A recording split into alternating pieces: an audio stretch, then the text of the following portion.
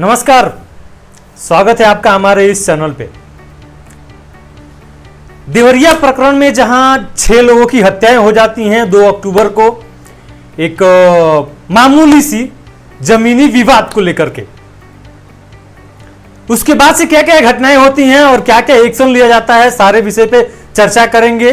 और अभी तक का जो पूरा रिपोर्ट शासन ने सौंपा है उसकी पूरी डिटेल्स जानेंगे कि वहां पे कौन सा धारा चालू हो गया है, उसके बाद से उस एरिया में अभी तक क्या क्या चीजें हुई हैं और वहां का माहौल क्या है। साथ ही अभी तक जो रिपोर्ट आनी है वो अभी तक नहीं आई है। अभी आप सोच रहे होंगे कि कौन सी रिपोर्ट आनी है।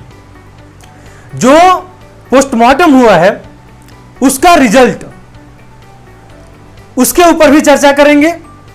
उससे पहले अगर जो आपने हमारा चैनल अभी तक सब्सक्राइब नहीं किया है तो प्लीज हमारे इस चैनल को सब्सक्राइब जरूर कर लीजिएगा। देवरिया प्रकरण में जहां 6 लोगों की हत्याएं होती हैं, उसके बाद से वहां का जो माहौल होता है वो छावनी में तब्दील हो जाता है और तमाम आला अधिकारी मौजूद होते हैं मौके पे। उसके बाद आए दिन घटना के ऊपर कार्रवाई होती है उन लोगों पे जो उससे ताल्लुक रखते हैं, जो उन्होंने लापरवाही किया है।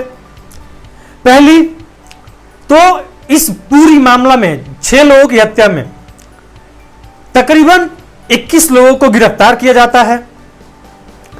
उसके बाद उस एरिया में धारा 144 लागू किया जाता है। उसके बाद जो उस हत्या से जो लोग ऐसा माना जा रहा है कि इनके लापरवाही से ऐसा हो सकता है, उन 15 अधिकारियों को, एसडीएम सीओ सहित 15 अधिकारियों को सस्पेंड किया जाता है। उसके बाद अब ये खबर चर्चा में है कि जो 6 लोगों की मृत्यु हुई है, यहां तक कि जो प्रेमचंद्र यादव की मृत्यु हुई है, इसका मेडिकल रिपोर्ट, जो पोस्टमार्टम रिपोर्ट बोलते हैं, पोस्टमार्टम रिपोर्ट की चर्चाएं चल रही हैं इस समय कि अभी तक जो प्रशासन है पोस्टमार्टम रिपोर्ट के बारे में किसी से कुछ नहीं बताया है। और वहीं दूसरी तरफ बीते 9 अक्टूबर को उस एरिया में धारा 144 लागू किया जाता है। वो क्यों लागू किया जाता है वो समझिए आप। होता यूं है कि जो प्रेमचंद्र यादव की मकान है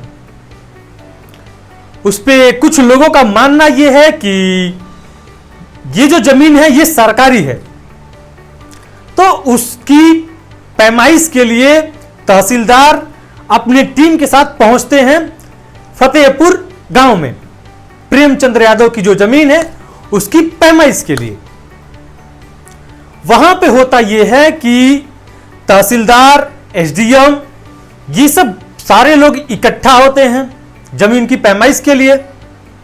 उसी दौरान अगल बगल के गांव के जितने भी लोग हैं ये सारे लोग इकट्ठा होते हैं। सैकड़ों के तादाद में वहां भीड़ जमा हो जाती है और प्रशासन को उनको खदेड़ना पड़ता है।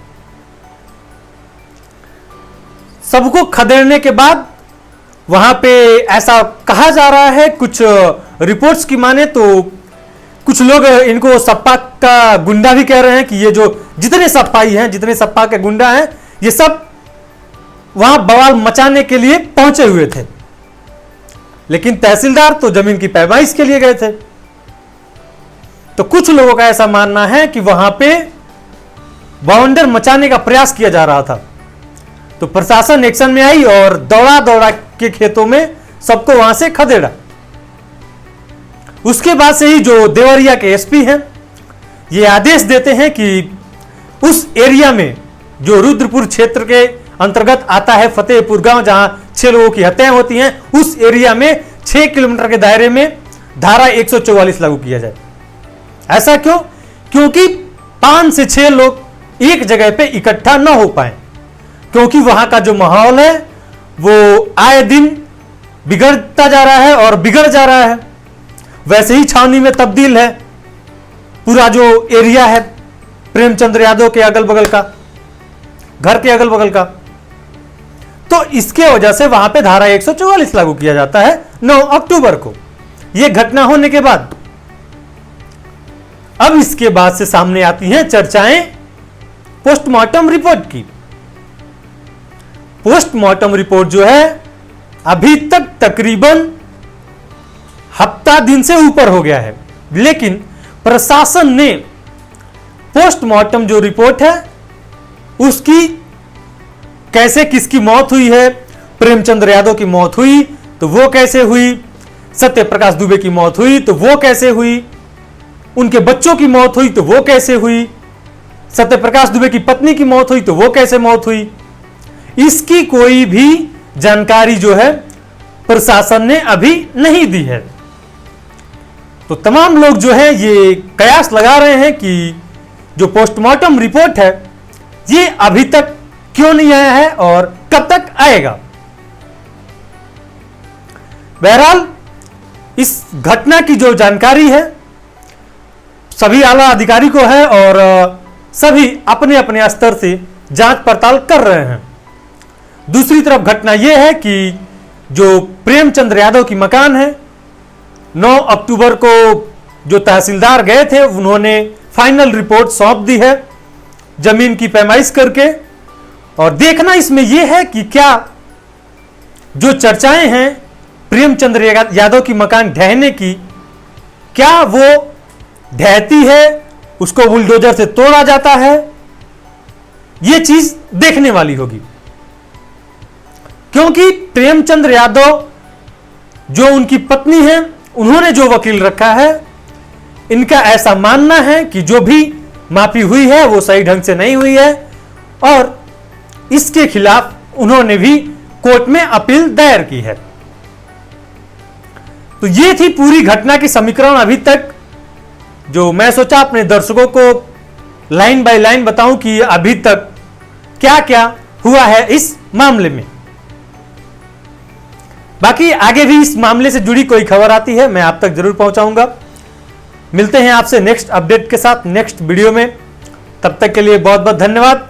पुनः एक बार कहना चाहूंगा, अगर जो आपने हमारा चैनल सब्सक्राइब नहीं किया है तो प्लीज हमारे इस चैनल को आप सपोर्ट कीजिए और हमारे इस चैनल को सब्सक्राइब जरूर कीजिएगा। मिलते हैं अगले वीडियो में, तब तक के लिए बहुत बहुत धन्यवाद। जय हिंद।